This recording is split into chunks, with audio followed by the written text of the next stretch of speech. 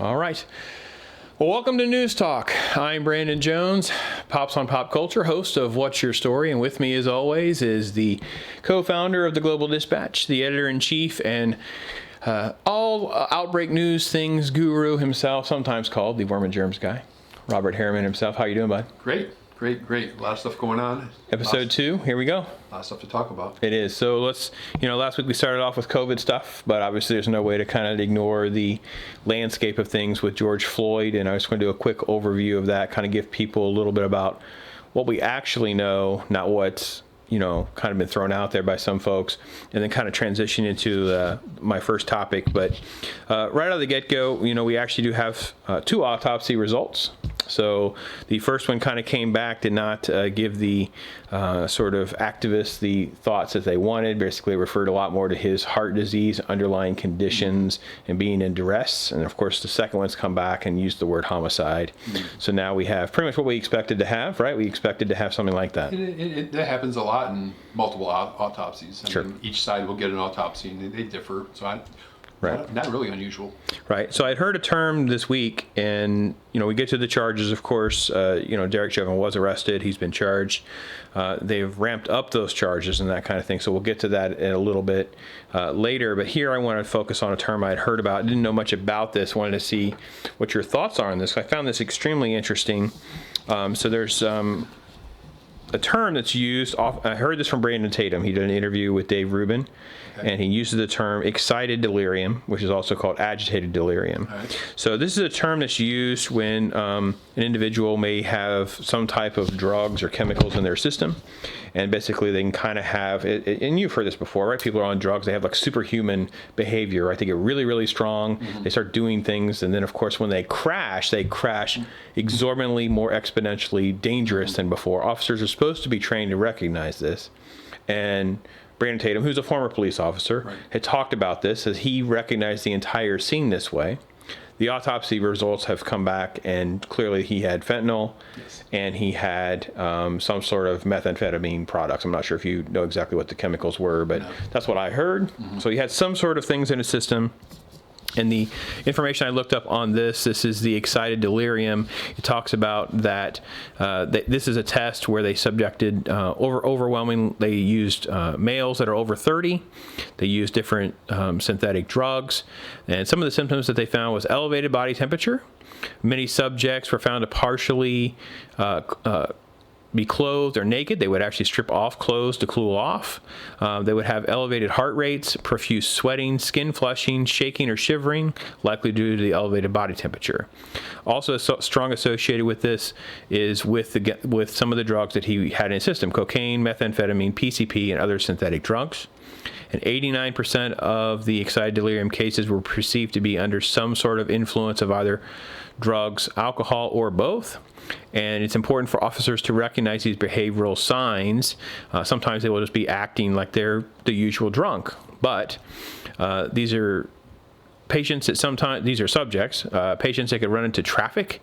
Sometimes at night you will see the way they respond to headlights and windshield reflections, those kinds of things. So it's just a very interesting concept. I think it was interesting that Officer Tatum brought this up because it was something I don't know much about or have heard of. Do you know why Brandon Tatum brought this up? What was his motivation? He said based on his personal experience. He said we had been trained on this. From what I had seen is what little video footage there was of the lead up to this. He says, and then of course the reports that he had been fighting back. He was very, very strong, and just the tactic of using. They're supposed to have their knee on the shoulder blade and that kind of thing. Sometimes it can be a little bit higher for someone that's bigger and pushing back. So trying to piece together, kind of in his opinion of what happened, he said this was a case that he felt may fall into that. So I thought it was an interesting question. Did George Floyd die as a consequence of excited delirium under the duress of this physical arrest? So well, I guess the interesting thing with that is if Tatum is right, how's that going to affect the charges? Sure. Yeah. I mean, I think that this is a very heated case, and we may see the charges continue to be changed.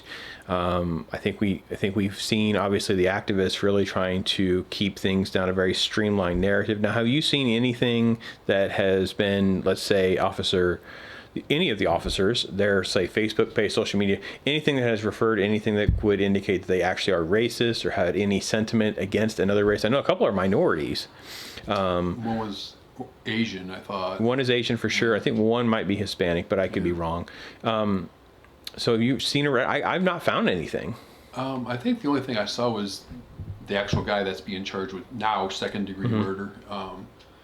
They were throwing up his Facebook picture of him wearing a MAGA hat or something. Oh, like that. okay. So of course that The association is the political association. they jumped all over that.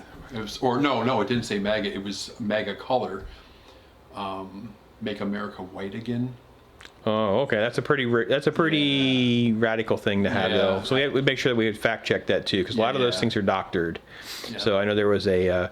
But they showed it on one of the cable news channels. That's where I saw it. Okay. Yeah. Well, we'll have to fact check that for you, folks. Make sure that checks out. 'Cause I know there was the women that had different shirts lined up, and they had shirts that said "Make America Great Again," but someone censored it and photoshopped in white, and that has been proven. Even Snopes indicates that as an thing. So we'll have to kind of validate that for folks.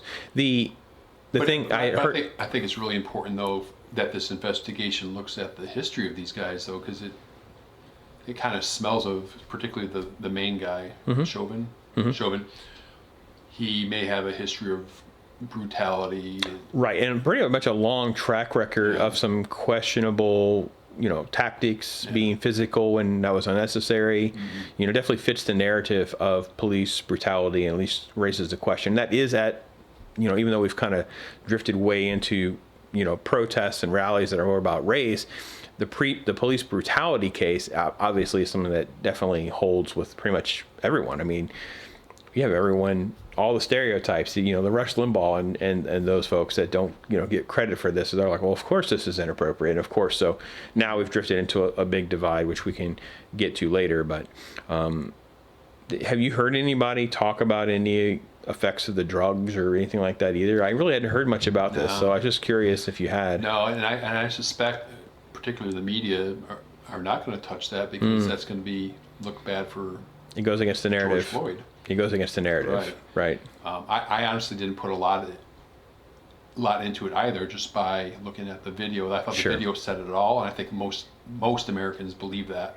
And the video does say it all. I mean, I don't think that you have your leg on someone's throat for 8.5 or almost 9 minutes. It doesn't matter what the situation is. It's just totally unacceptable.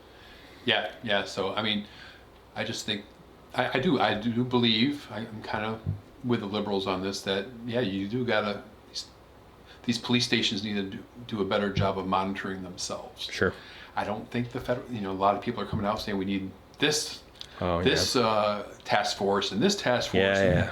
This is not a federal issue, in my opinion. This is a. And how could you come up with a policy that's going to work for New York City and a small town in Montana, and then a moderately town, let's say Arizona? You're not going to come up with a policy that's going to work for what these officers are going to go up against. It's just not. Yeah, and if we do talk about the charges briefly, it's actually kind of ironic, because when did they first say it was third-degree murder? Well, last week. Yeah, let's transition to that then. So, the initial charges that were brought forth against the officer, we'll go ahead and transition to that. I want to make sure I read this properly, make sure I don't mess anything up here. Derek Chauvin, he originally was charged with third-degree murder, second-degree manslaughter, but now the AG of Minnesota, Keith Ellison, who we know and we have covered many, many times as a horrible politician, was most famous as a Muslim, but actually loves to come out against the Jews. Not that that's relevant here, just not a man of character that we particularly have a great track record of covering. But he elevated the case and the charges against Officer Chauvin to second degree. Now, the report I read said and second degree.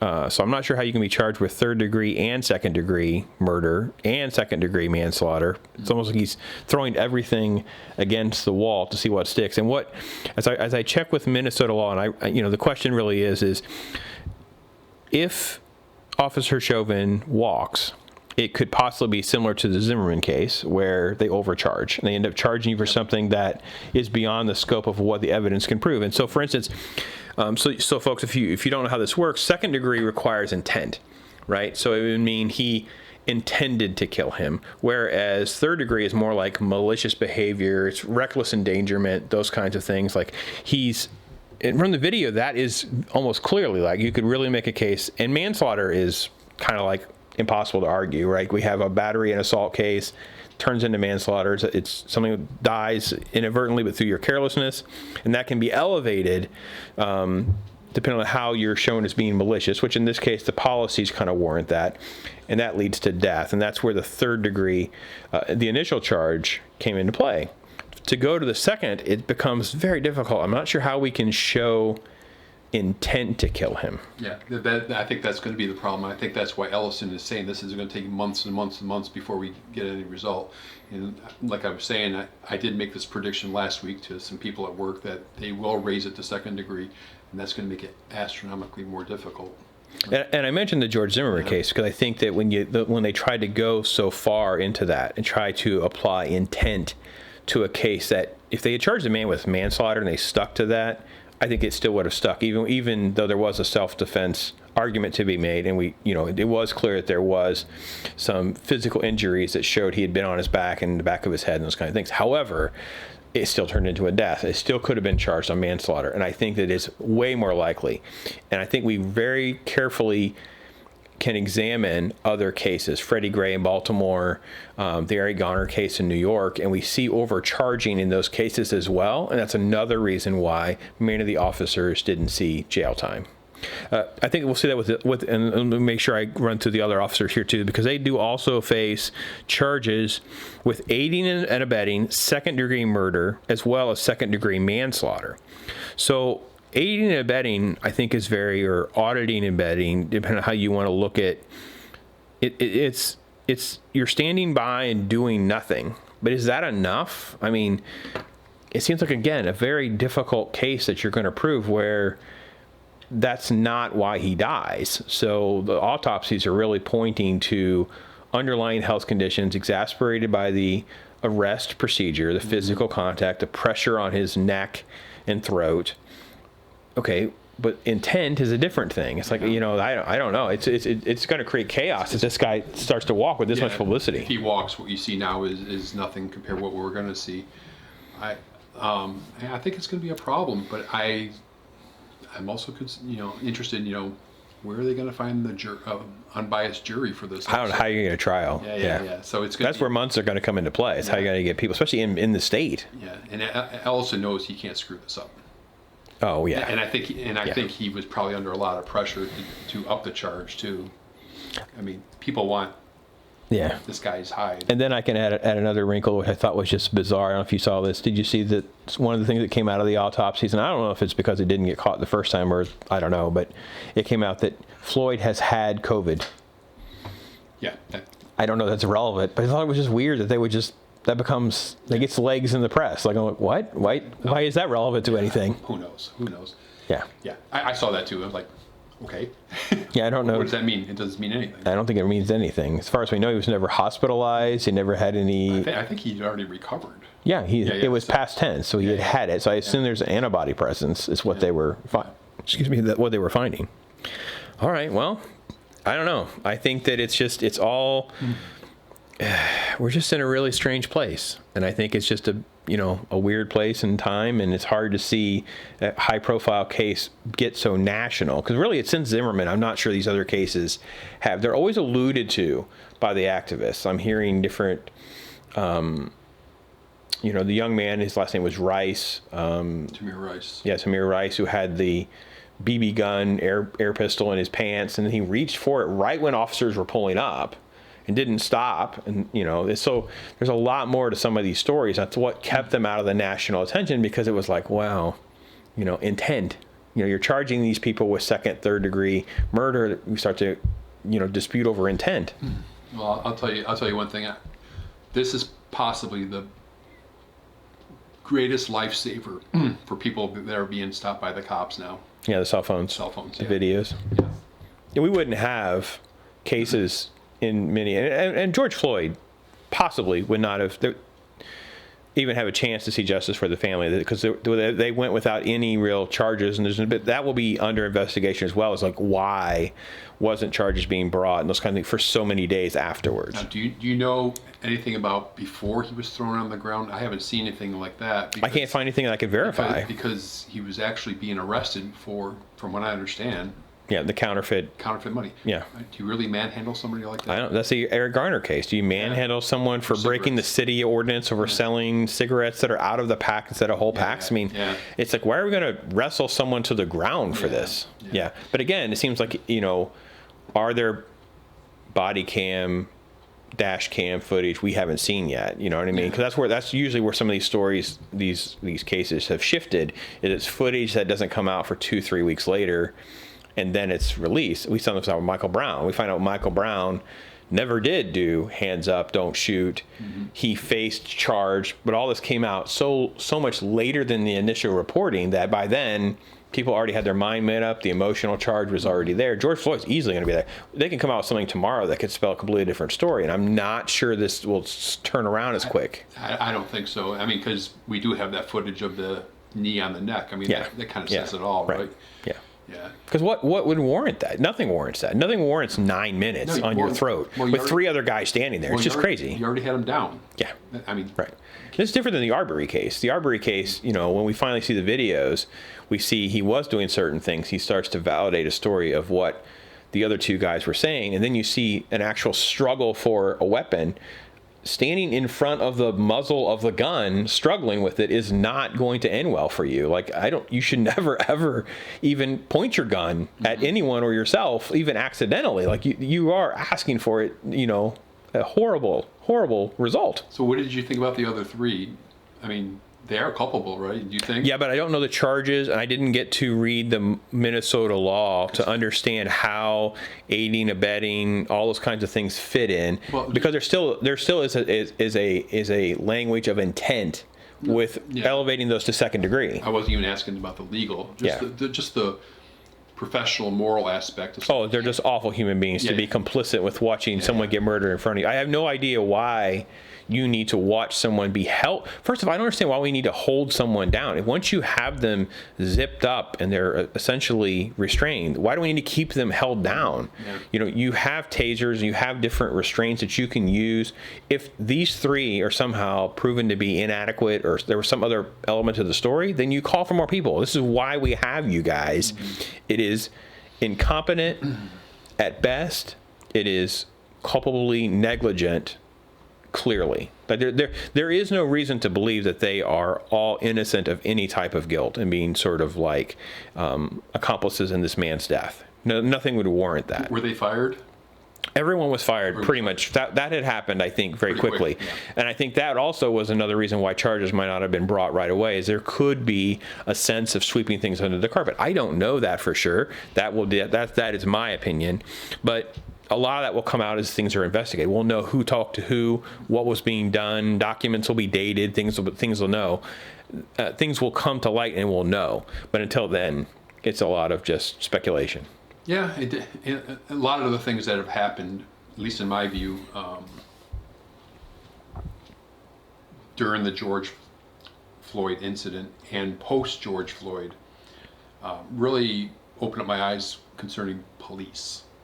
Sure. Yeah. And I think I think we can come to the conclusion, in a broad aspect, that the police are going to look out for themselves, and they're not going to really protect you.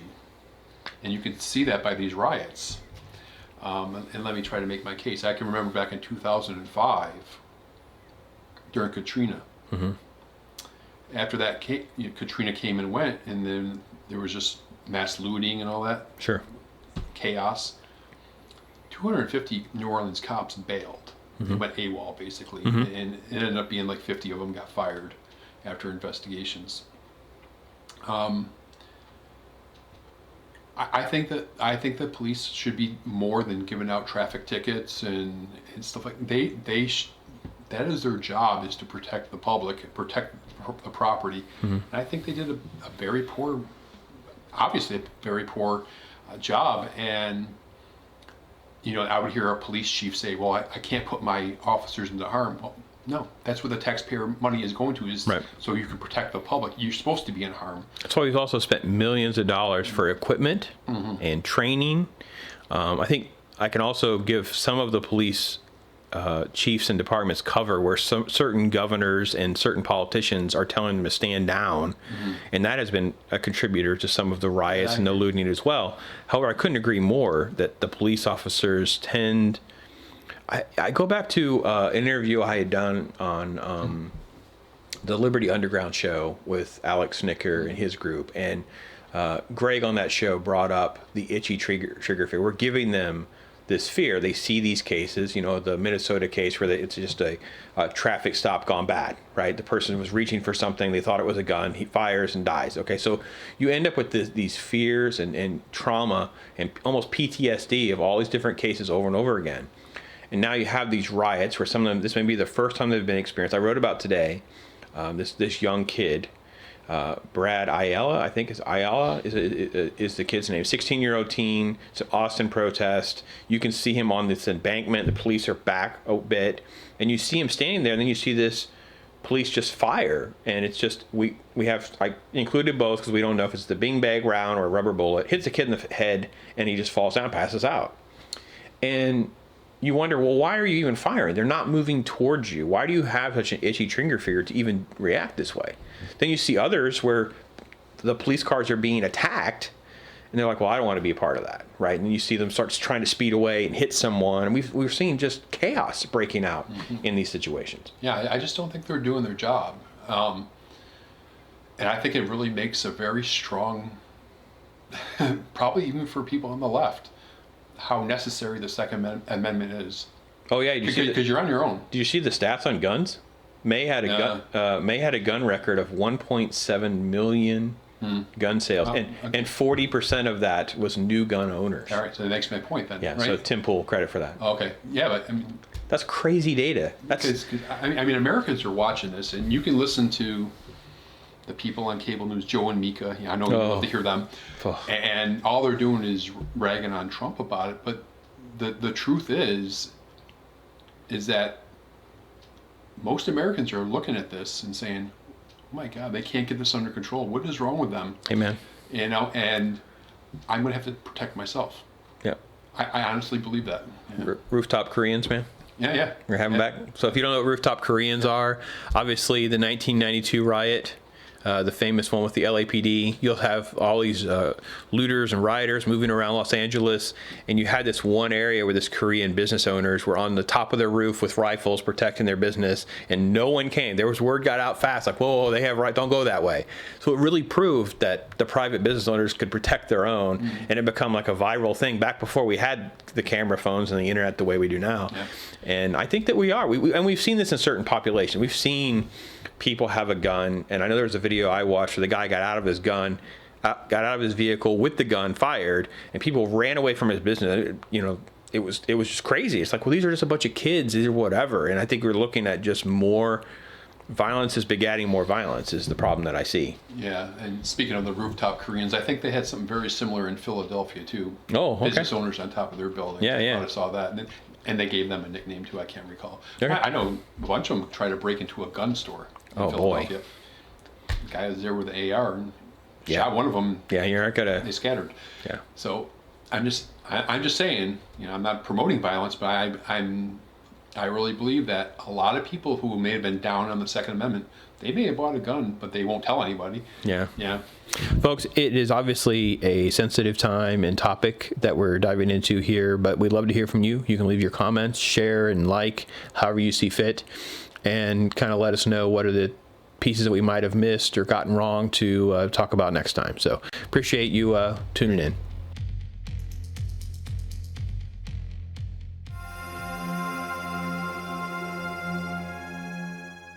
What else we got, Bob? Got anything else you want to throw into the mix here? There's a couple stories I like to talk about real quick. There's a magazine called Reason, and they had their 45th anniversary issue come out this month. What they did was celebration of the 45 years, they did an article ranking the 45 biggest enemies of freedom since 1968. Well, it was pretty interesting. Let's throw some off the list. How did Mao Zedong be 35? By the way, that's easy. No offense to like the greatest killer of the most human beings. I mean, I know Hitler's the one that everybody thinks of. Stalin comes to mind, but Mao tops the list, and yet he's 35. There's 34 people that are worse than Mao. And according to them, the worst of all is New York City Mayor Michael Bloomberg. Wow. He's actually beats out number 2, Ugandan murderer Idi Amin. Wow. Yeah. It's funny because didn't Glenn Beck take a bunch of heat for having like a Nazi Hitler Bloomberg image or something at one of his things or something? I think we got that on the dispatch. We sure do. Yeah. And but what the authors of Reason say is, on Michael Bloomberg's to-do list for government, defending us against our own unhealthy habits ranks above defending us against foreign invaders or marauding criminals. So you can think about that for a little while. And just so we're clear too, for people that know everything, Dick Cheney was number 7. Steven Seagal, is that right? Steven Seagal? Yeah, Steven Seagal. Well, him and actually number 3 was Sheriff Joe Arpaio. Oh, Sheriff Joe made the list. Yeah, so All right. so there's a connection there between him and Steven Seagal.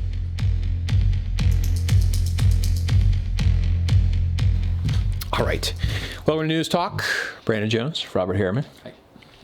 And we will continue with some George Floyd conversation in a way. But more importantly, we'll talk about the racism allegations and the systemic problem of racism that we have in our country. And I wanted to get to 2 things that have surfaced that are just kind of extreme. I was happy to know that you hadn't seen these, so I can see your reaction, because it's probably how some people might have a name from our past. Back to the Obama years from the administration. He's one of the czars. One of the many czars. He's one of the czars. Van Jones. Okay. Now a CNN analyst. He is discussing the racism in white people. And he says, it is not the racist white person who is in the Ku Klux Klan that we have to worry about. It's the white liberal Hillary Clinton supporter walking her dog in Central Park who would tell you right now, people like, oh, I don't see race. Race is no big deal to me. I see us all as the same. I give to charities. But the minute she sees a black man who does not respect or who she has a slight thought against, she weaponizes race like she had been trained to do by the Aryan nation. A Klan member could have not have been a better trained to pick up the phone and tell police, it's a black man, African-American man, come get him. Here's the home run. So even the most liberal, well-intentioned white person has a virus in his or her brain that can be activated in an instant.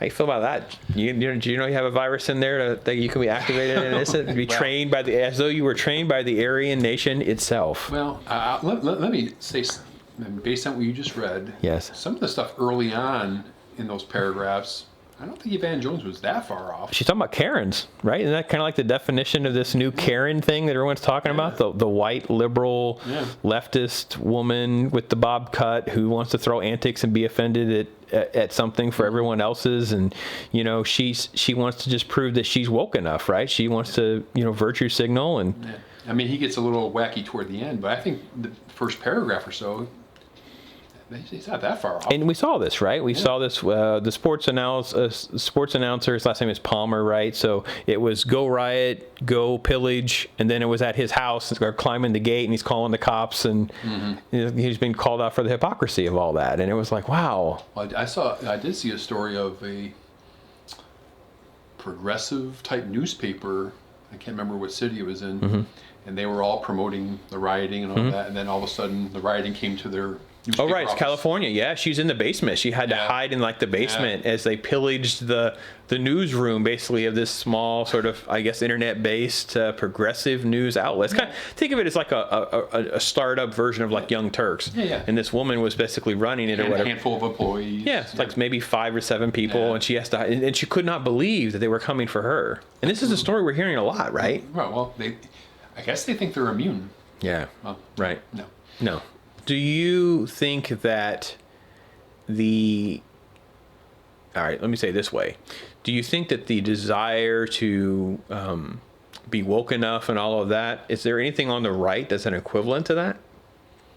Like the fit in kind of thing? Because I think on the right, it's not like that really. No, not to any measurable degree. No. Yeah. Like the black, what's it called? Yesterday or the other day, they had the Blackout Tuesday, where I put up little black boxes on their Facebook and Instagrams to prove that they're. Oh yeah. So you went. So there were certain shows that didn't air. There's a sports show that my sons turned me on to. They didn't air on Tuesday. I didn't know why. The next day they tell you. And they basically just had a blackout day to prove that you were somehow woke enough or whatever. And yeah, I know. So that's my thing. It's like I don't know that you need to show your credentials, but this is what we've seen over and over and over again, right? You do something, they find it offensive. So for instance, Jimmy Fallon recently, right? So Jimmy Fallon had done a blackface sketch, and that's offensive. Like if you've ever done a blackface sketch, if you've ever dressed up like a black person for Halloween and you're not a Democrat, suddenly that you have to apologize. Go to the altar of social justice and make penance, right? So Jimmy Fallon had to do this apology. But you said if you're not a Democrat. Yeah, what's a Governor George, because he's the exception to that rule, I guess. George Ralph Northern. Virginia, Ralph Northern, yeah. Yeah. But all the rest of these. But Jimmy Fallon's a Democrat. Right. So now they're coming for them too. Like we gave Ralph Northern a pass, but now we're not. So it's interesting to see how it's spiraling out of control. Well, I think you see that with a lot of liberalism ideas. They end up making all these policies, for lack of a better word, and they end up eating their own. It happens all the time. I mean, look at Joe Biden right now. Right. Yeah. Yeah. He's it's kind of an interesting thing for him. It's somehow we're still stuck with Joe. Like they haven't figured out how to kind of figure that out. But the thing with the females, what's it called? Me Too and all that. Doesn't apply. But it always happens though. They always end up eating their own because they take everything so far. Yeah. It's eventually going to come around. So the other crazy sort of connection I was going to throw your way, I thought this was very, very strange. When we read from this story, this is a public news source, Reverend Allison Cornish. And I saw that. I was like, huh? Anyway, she's the executive director of the Pennsylvania Interfaith Power and Light, discussing the long history of systemic racism. We know people with fewer resources and less power and who are more oppressed are going to be people deeply affected by climate. So she's about to connect George Floyd to racism to climate change. I think I got you a copy of some of the hot points here. Yeah. And that there's a challenge to confront racism and climate change. They are not separate issues. It's related to the crisis and must be dealt with as a whole to save the planet and each other. So she goes on and she says, quote, "We come together because we feel stronger in numbers and in voice. And if we set aside some of the ways in which we differ and find ways in which we agree, because we all know that our Earth is in peril." And she notes later on, she says, "We help people track the issues at the state and federal level that will help transition us in a just way to a new energy future." So there you have it, folks. George Floyd's death can be exploited and used as a mechanism for us all to deal with climate change. So, yeah. Well, when I first looked at this article, and that is essentially the whole article. It's very, very short. It's a handful of paragraphs. And this Reverend Cornish didn't really explain any of her points at all. Nope. So I was at total loss. I didn't know what am I to do with. Well, let me ask you: have you heard any leftists, and I'll say liberal, just to give them a little bit of a bigger tent, give you any solutions for climate change? I've never heard anyone say this is what we want to do, other than like ban nuclear power. Well, their solutions are stuff like the Green New Deal, stuff that's just not real. But I meant. Well, okay. Yeah, okay. That's their solution is ban airplanes. Yeah. Do all kinds of get rid of the combustion engine. That's just silliness. Yeah, it's like third world Stone Age type stuff. We'll turn into Kenya, right? Right. But there's no real, I guess, economically viable ways of dealing with climate change. And even if we do some of the things they do, that a lot of the data that comes out of the IPCC and whatever talk about 1 or 2 degrees at the most, and that is really, really an ambitious number. Yeah. But I do want to go back to the article real quick, because when you sent this to me, I'm like, what am I going to say? I have no idea. Right. I did go online, look for things that were discussing this type of issue, and they were all articles that were pro this view. So this is a view that's out there. Sure. This I've is heard not, it before. This is not brand new, right? I've heard it before. Yeah, Africa, you know, it's part of the reason that Africa is so endangered because we're so racist. They're going to be, you know, devastated by climate change. But I was more interested in how that's applicable to the United States. So I do work with some people that have a different viewpoint than me, but we have very good discussions. Okay. So I did approach a couple of them, and they both kind of came up with the same thing. One said this off the top of their head, and the connection is there's systemic racism from years and years ago, which is affected generational wealth. So when you do have a climate change event like Katrina, these people don't have that generational wealth where they can rebuild easily or move or do things very easily that people that do have generational wealth can. So that was kind of, they really can't pick themselves back up off their feet after a climatic event. And Katrina was the example I was cited. And then I had another person who sent me a whole email about it. Okay. Yeah.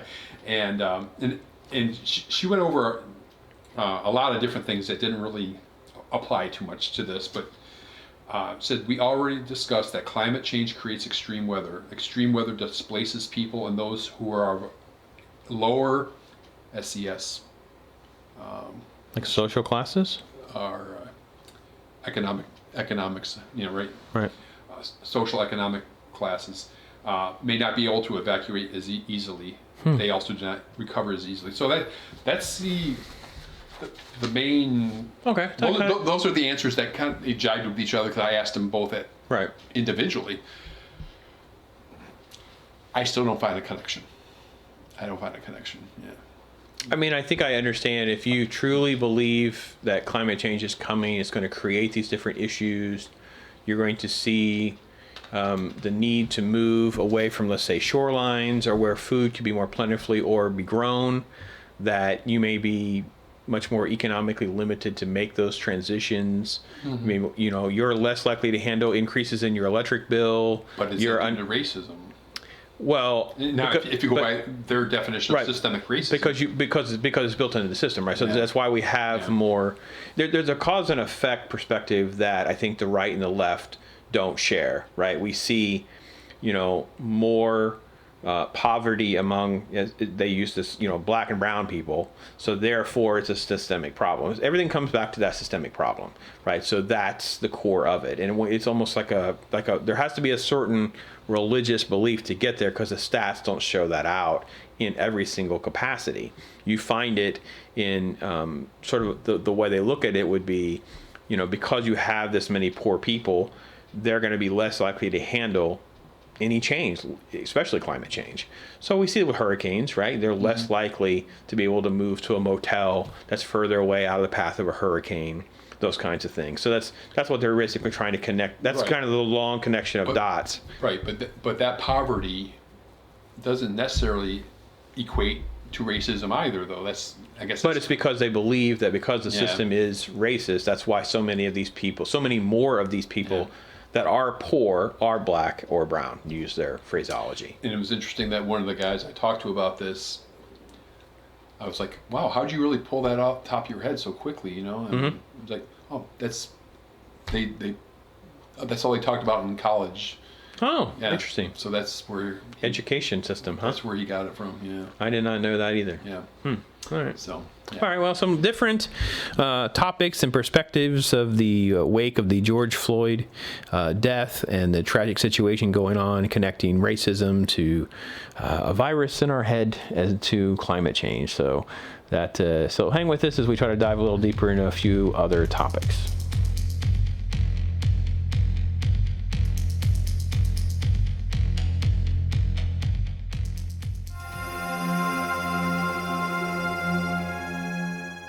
Human nature, greed and money being involved, and always being a play in political adventures. So it's going to be difficult, but I mean, that is where we are. And right now, you see, you know, these big companies are giving money to both parties. It's such a facade when we hear politicians talk about big business or this corrupt bank or this corrupt company or whatever, because they're doing both sides. Everybody's involved. I've been on the record stating we need to make it mandatory that all congressional, Senate, and presidential candidates be required to wear NASCAR racing suits. That'd be fantastic. So that we can see who owns them. They can have their sponsor things, and we'll know who owns the candidate then, and it makes us a much more educated voter then. You know, when you look at Jimmy Johnson, the major thing you see is Lowe's. So you know that Lowe's is Jimmy's main sponsor. Well, we need to incorporate those NASCAR racing suits into our political candidates. With someone like Charlie Rangel, do we have to take away his suit and make him wear stripes since he's committed fraud? And I mean, how does that work? Because I'm okay with it if that's the case. Well, you know what, they can each wear whatever they deem appropriate, but we as voters need to know who own them. We need to know who's paying their freight so that we know how they're going to vote and who, you know, it just amazes me how they've allowed a system of bribery into our elections, and yet if you do bribery in the private sector, you go to jail. Another hypocrisy. We go to jail if you bribe someone, but our entire system's based upon bribery.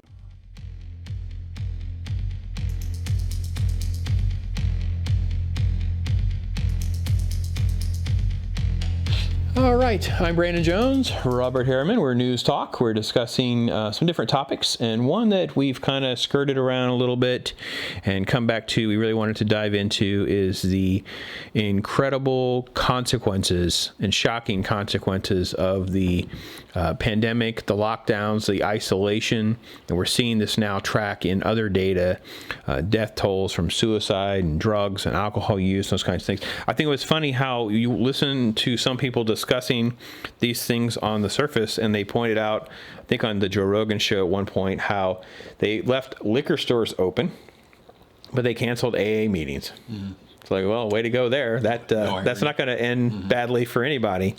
This is data that came from a report that came out of the back in the it's called Pain in the Nation Update, and it was that nearly 152,000 Americans died to alcohol, drugs, or suicide. And this was I could confirm data from 2018, and then the death rates for opiates were a little bit down, but synthetic opiates was up 10%. So we fast forward to ABC did a report that was dated in May, and they have a quote here. It says, "We've never seen numbers like this." This is the middle of the pandemic. It says, "In such a short period of time, I mean, we're seeing a year's worth of suicide attempts in the last 4 weeks." And of course, we have another report that came from Mises, and they did that state lockdowns are creating a mental health disaster. And in there, they're talking about distress and disorder. The science is clear that having meaningful human interactions is an inherent biological need that all people share. But in the name of public health, people are prohibited from freely and peacefully congregating. No church, no non-essential, in quotes, shopping, not going into work, no girls' night outs, not going to a gym, not visiting friends, no family get-togethers, nothing. No sacrifice can be too great in the age of COVID, per these, quote, experts. Extensive studies for years has correlated social isolation with poor mental health. So here we are, 3 months of just chaos, isolation. Is it even remotely a surprise that we're seeing people turn to substance abuse, suicide, and those kinds of things? No, not at all. I mean, they were absolutely right there. We are social beings.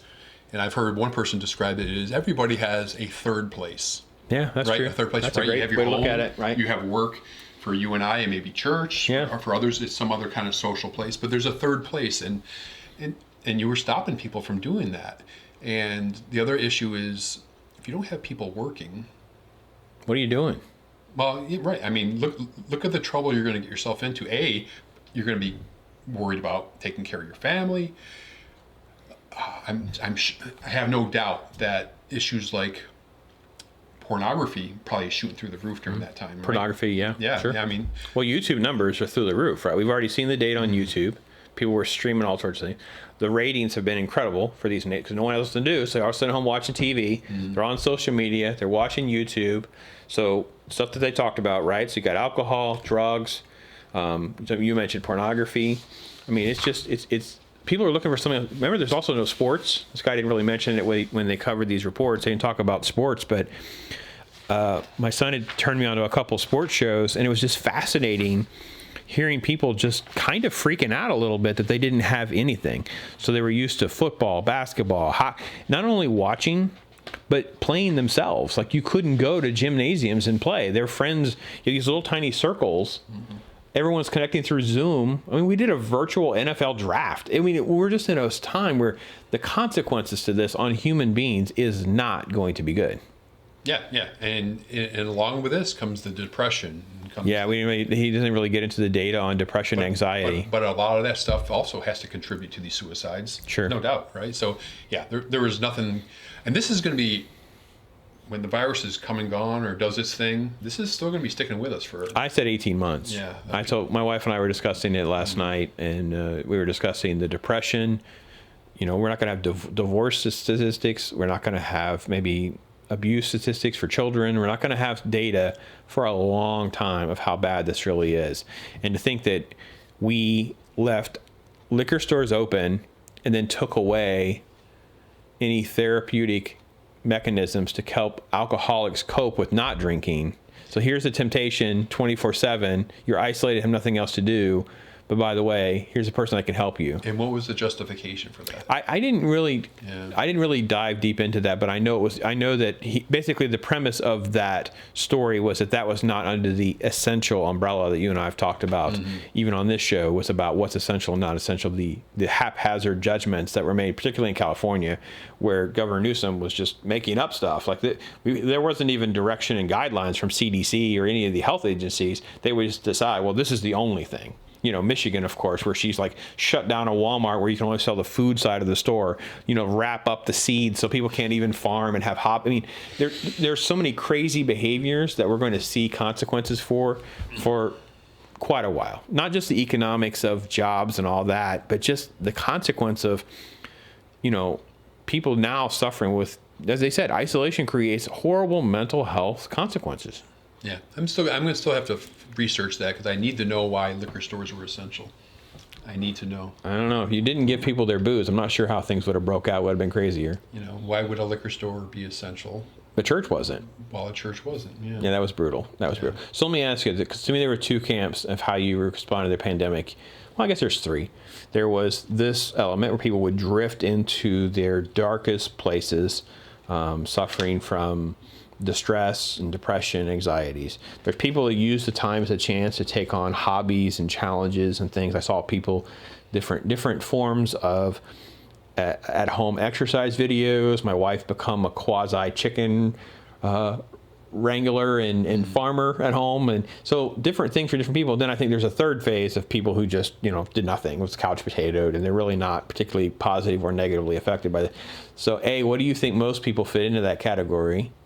It's probably evenly distributed. You think so? But but none of them I don't think are particularly good, particularly productive. Not even the second one you mentioned. You don't think the hobbies and the... No, hobbies are fine, but you're almost forced to do those hobbies because you can't do other things in your life that you would normally do. So, I don't know. It kind of sends you off in a direction. I'm not saying it's bad, but I think there's a lot of folks that it's like they finally had time. They finally made time. So for us, I know the one thing that I can say, the biggest positive for us was it forced us into some quieter family time. Mm-hmm. We would try to look at things a little differently about how we would spend time sitting in the yard together, just slowing down. You're not going anywhere, so our calendar was significantly less full. So we had better sort of quality time of doing less. Right. But you said the key word, though. It forced you to do that. Right. No, I agree. Because we get sucked into being busy, though. But I think that we all complain about being busy. We still go right back to our bad habits of filling our calendars up. It almost like forced us to be better and disciplined. And I think that we've tried to slow down turning that faucet back on. We've been reluctant to schedule a whole bunch of things again, even though some opportunities have arisen here in this state. So where did you fit on that scale of the three things? Did you really shift much in your lifestyle? How do you handle things? Actually, the whole pandemic's made my life astronomically busier. So, professionally, of course. Professionally, yeah.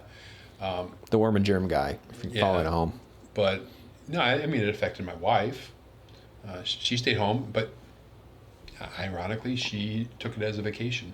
Okay. Because she works really hard, so sure. she just accepted it for what it was. I didn't see her as often because I was working late. but everything worked out. We were avoiding seeing family for a short period, and then there came a time when, I'm not doing that no more. Right.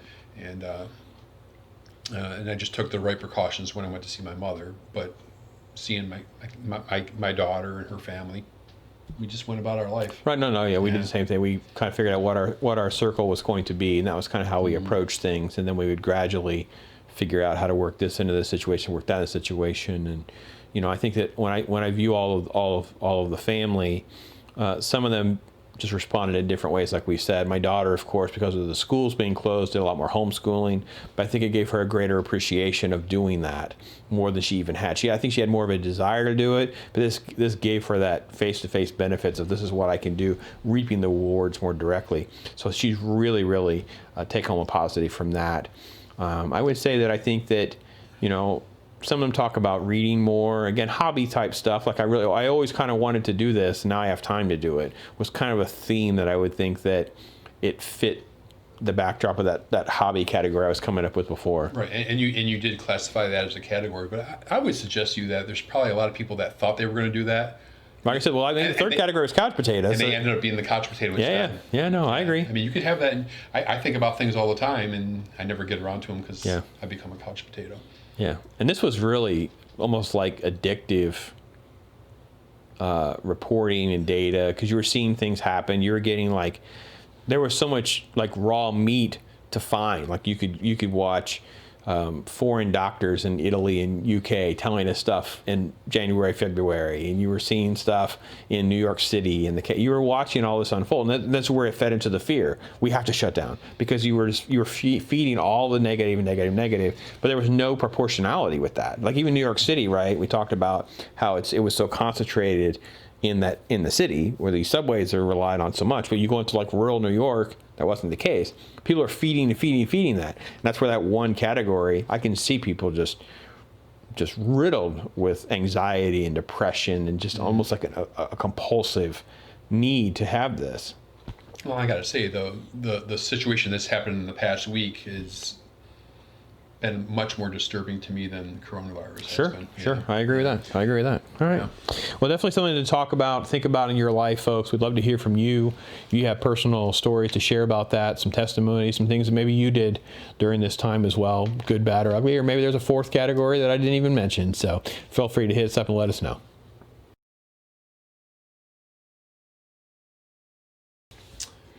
Well, welcome back to the program. I'm going to switch gears a little bit, and we're going to talk about Christian persecution. I wanted to talk to Brandon about this because he publishes a lot on this topic. He also posts other stuff from other sites on Facebook pages a lot on this topic.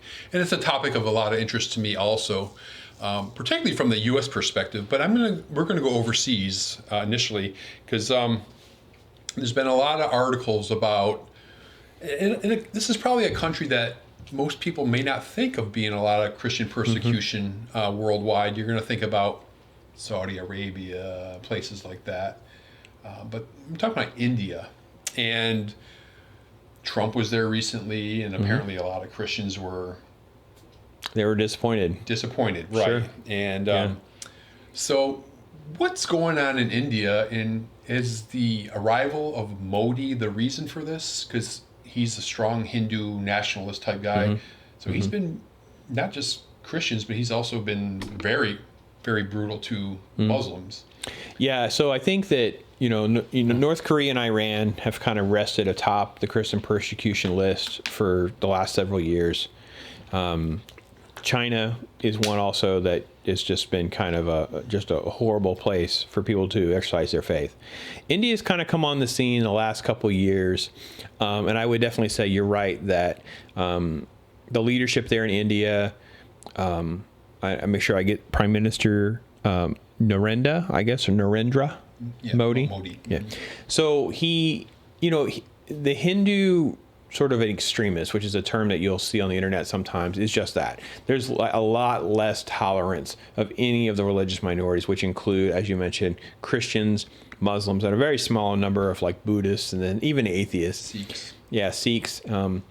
But I don't think there's been a lot of the infighting between the traditional sort of Hindu followers and the Sikhs. There's always some tension there, but I don't think Modi has escalated that portion. It's more of sort of the people that are in this Muslim and Christian factions, which are large enough numbers to notice, they're treated almost as like foreigners. They're treated as second-class citizens.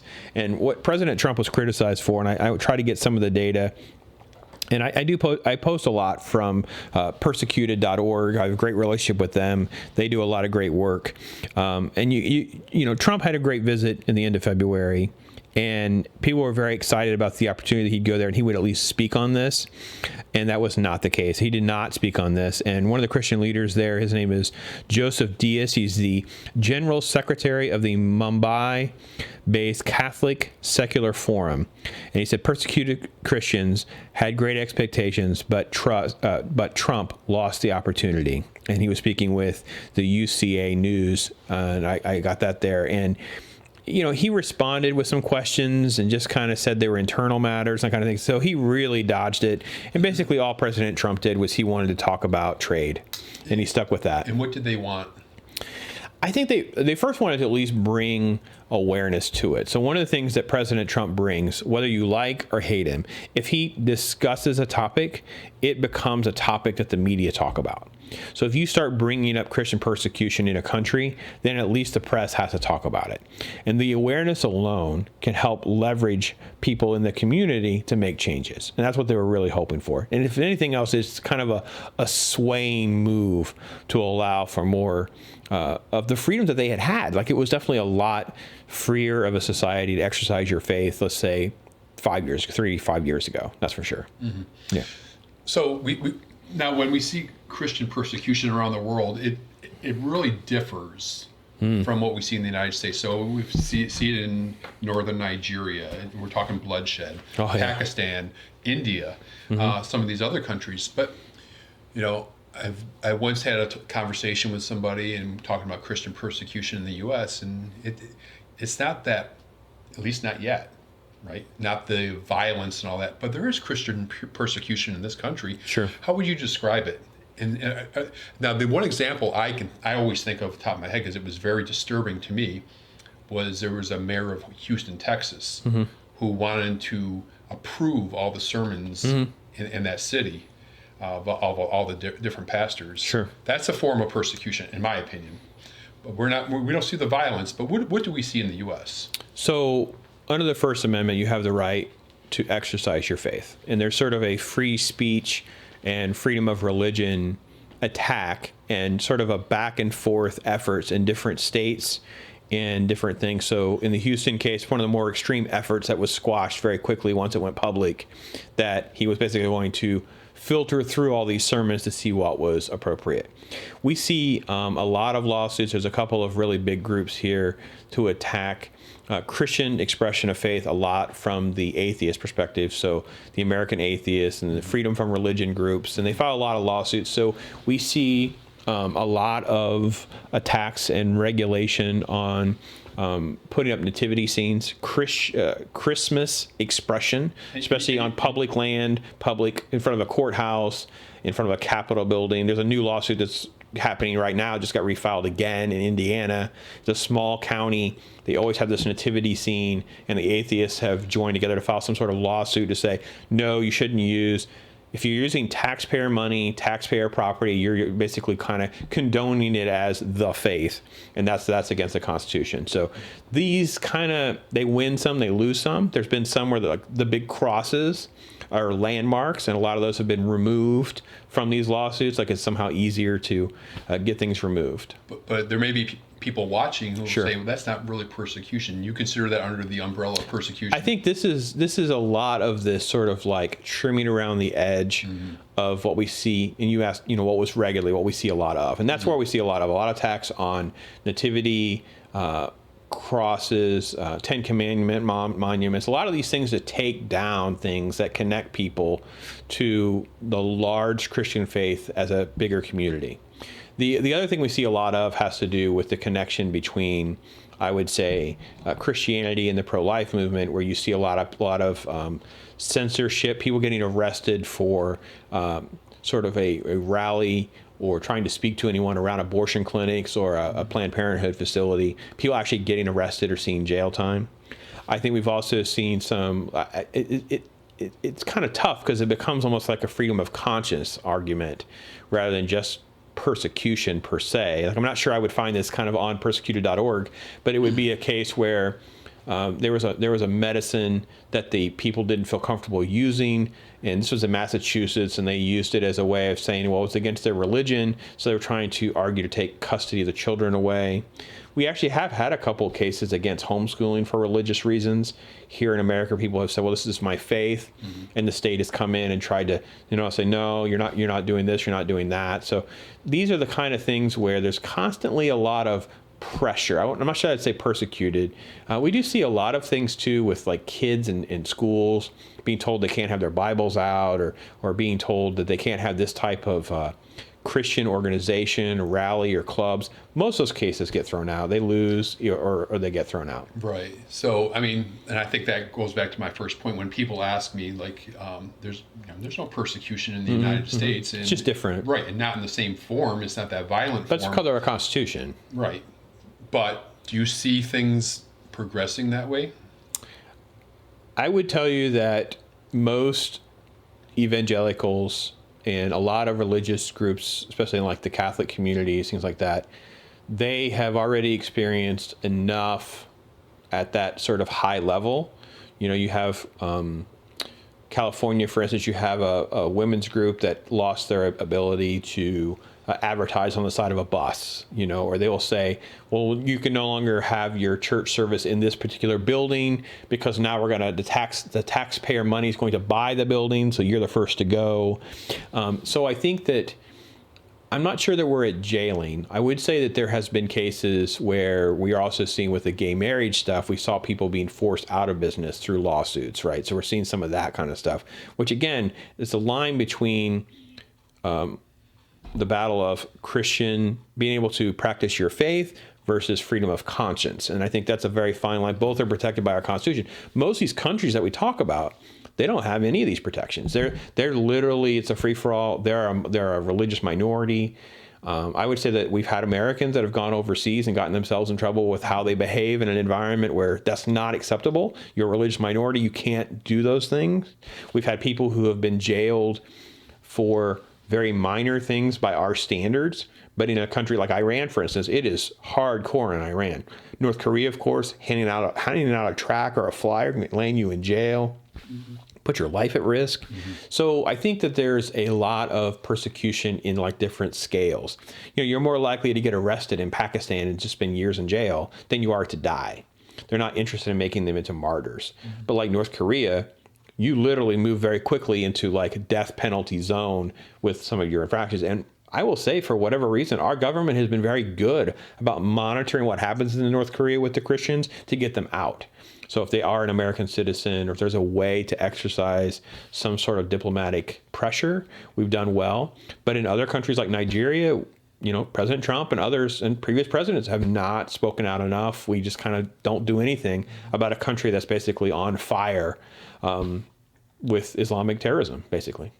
And it's really funny too, because there's a big chunk of Nigeria that is Christian. Correct. But they go into that region, yeah, kidnap people, hold them for ransom, raise money, buy more arms, use the arms to attack, do it again, take more land. And Boko Haram, I've written about for over 10 years now. One of the first. Yeah, and of course there's other militant groups now. I think it's Fulani is how you would say it. Yeah. There are other groups now that are just extremely dangerous. They have more gun power in certain areas than the actual military of the Nigerian government does. Yeah. And let me go ahead and close out with this. COVID. How has that incremented at all the persecution in the U.S.? What did you observe during COVID that you see as troubling, if anything? Well, and I think the first thing was that there was a lot of sort of really bad policy making about trying to keep people safe. Like, I erred on the side of keeping people safe. We're talking about February and March. You're talking about some churches, they may have services with 1,000 or more people. It was unclear whether these churches were going to be able to keep everyone safe. People could see video of services and go, people are too close together. You're literally just asking for an outbreak. And we actually saw outbreaks in churches where 40 people with like, it usually massive numbers within within 4 or 5 days. Oh yeah.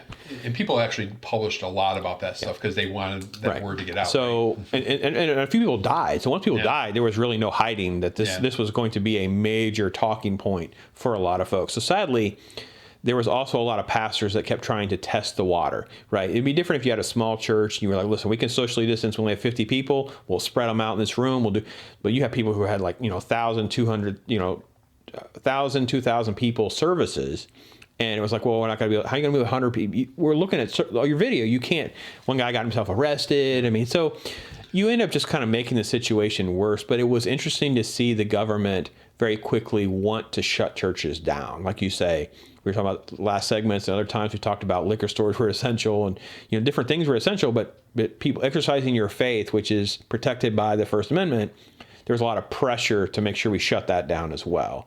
I think that was very concerning because it showed that you were definitely in the forefront of their thought to have attention placed on making sure that they could silence or stop you from doing that. Yeah. I lied. One more question. It's okay. I can handle it.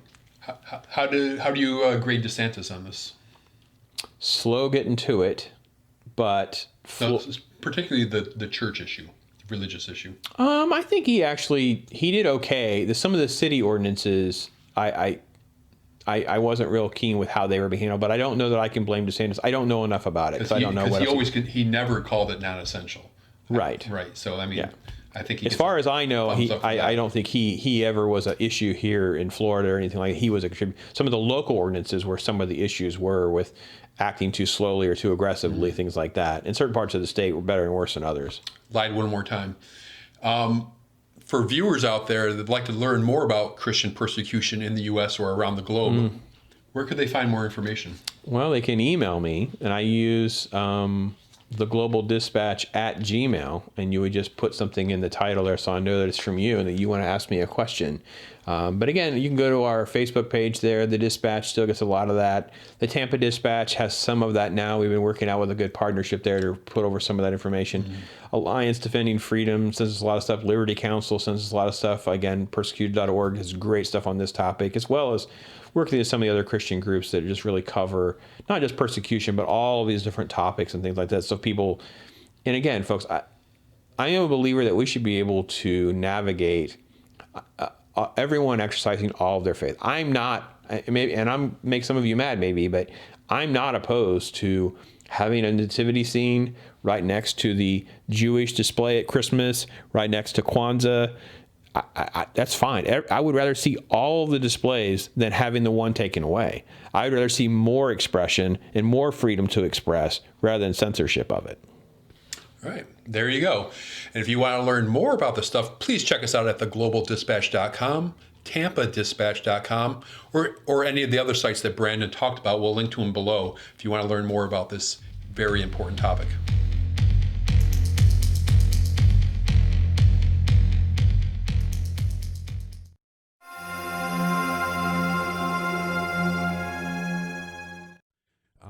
Now, the Kaylee Hardig case, the 12-year-old girl from Arkansas, she is pretty much officially the third person that's ever survived this disease. And her parents have posted on Facebook that she has been walking, she's now drinking, and she's able to eat whole foods in very, very small bites. So it's incredible progress for Kaylee.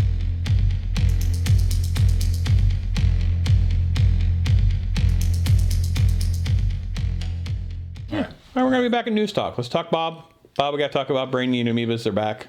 Hit me up with the horrible, shocking data. They never go away, I guess. It's not that they're back, but it is summer, or very close to summer. So I want to give a hat tip to the Florida Department of Health in Orange County, because every year at this time, they send out these swimming advisories because, they have so many freshwater lakes over there.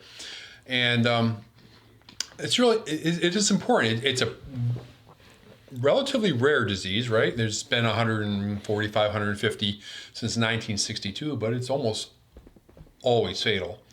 And if you see one or two cases a year, sometimes a little bit more, it's important to know about it, to know these preventive measures. If you're going to go to a freshwater lake or a hot spring or some other type of freshwater body, because when the water starts getting warmer, the amoeba, which are free living and they can live in this water, become more active, and that's why it's more of a summer issue. Do they die out completely during the colder months, or is it just because? Okay, so they just kind of go dormant. The water heats up, they start multiplying, making more amoeba. So therefore, it's more likely that if you get into this water, you could. Right. And how do you get it into your body? Well, it has to go up through the nose. So that's the big problem. Jumping into the water. Yeah, is jump most into common. the water, fall off a water ski. Fall off a water ski. I didn't even think of that. Anything that's going to cause water to rush up your nose. So if you want to prevent this amoeba, it's called Naegleria fowleri, you want to be able to protect. The only absolute way is obviously staying out of fresh water, rivers, lakes, and the like. But if you have to go do that, you want to do that, nose plugs, holding your nose. Only 1 or 2 cases a year, yeah, but you don't want you or your kids, you don't want them to be the one because 98% fatality.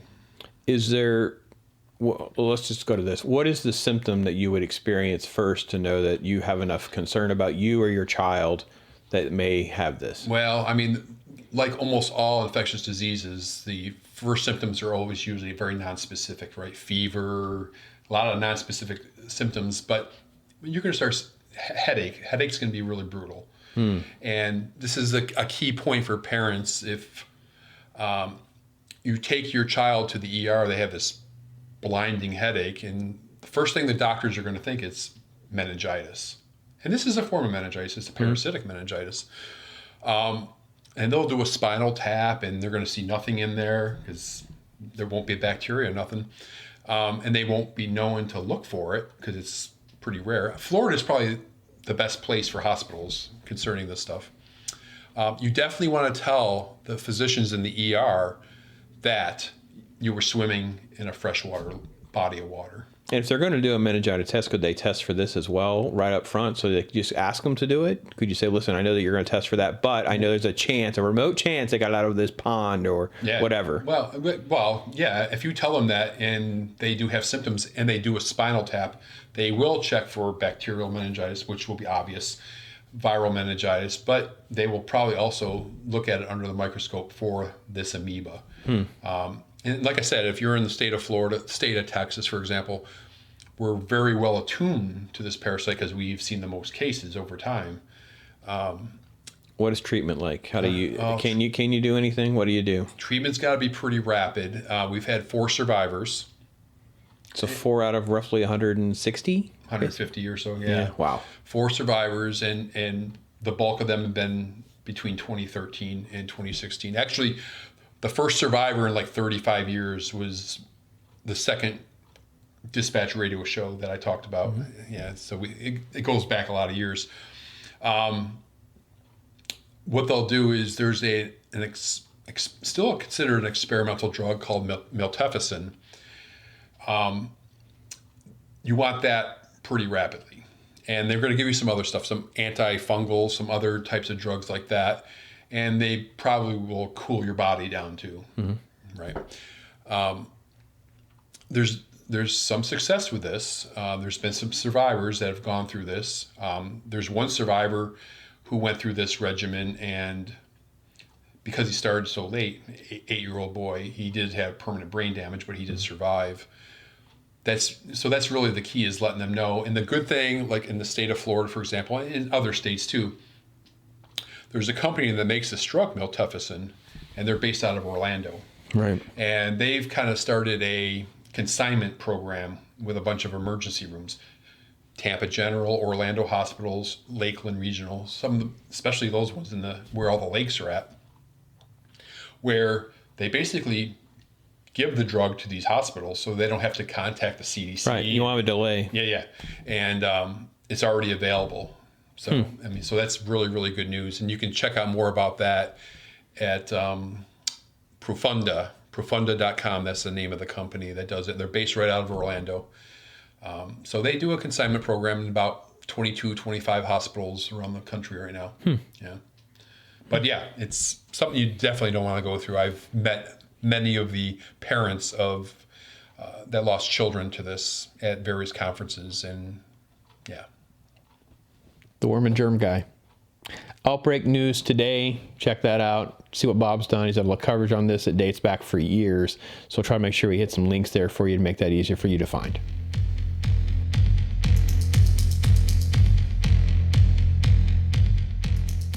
I don't even know what I'm going to say. What do you want? Poltergeist.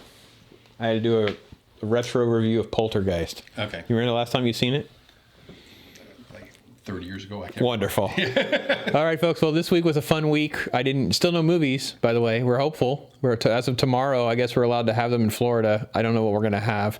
The first movies will arrive sometime in July, and then we'll have actually movie reviews probably pretty regularly. So I was asked to do some retro movies, which are just basically they give you a bunch of movies. So I don't know why. I don't know. Anyway, one of them was Poltergeist. And I love that you were like, well, I haven't really seen that like in 30 years. Yeah. Neither had I. Yeah. Did you like it when you watched it when you were younger? I actually was scared to death. I remember seeing it when I was 11 or 12, and I was terrified of that stupid clown doll. Yeah. Scared the bejesus out of me. Yeah. I'm a little older than you, so I wasn't You were a teenager, yeah. Yeah, but no, it didn't scare me. I thought it was pretty good. And that put Drew Barrymore on the map?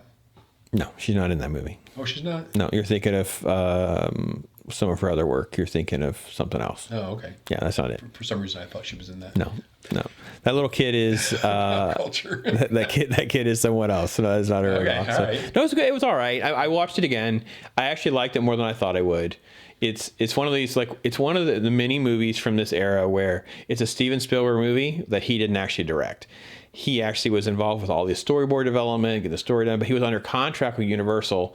He was doing E.T. So they came out like a week apart, and he couldn't direct it. So, Tobe Hooper directs it. Joe Beth Williams and Craig T. Nelson do a great job as the Freeling family who get this house, and all sorts of crazy supernatural, spiritual things are happening. Ultimately, the kid disappears, and they stay in the house with all these crazy things keep happening. They get this crazy medium weird lady come in and try to help them. It was really an interesting movie that it was scary and creepy in that PG-13 kind of way. Like, it was that entry-level movie to like scary movies and horror movies without actually being like really graphic and gross. It has one scene where the guy's hallucinating, tries to pull his face off. That's really the only real bloody scene that's really gross. They have really cheesy, bloody special effects for most of the other things and the creatures and stuff. But I actually love the fact, because I've been challenged several times, so I could put on the pastor hat. Can you talk a spiritual message or something out of just about any movie? It really is an interesting movie about a family's love, like the love of your child, what you would go through, because you easily could see this family panicking, leaving, abandoning their kid. The other kids are at risk. They're at risk.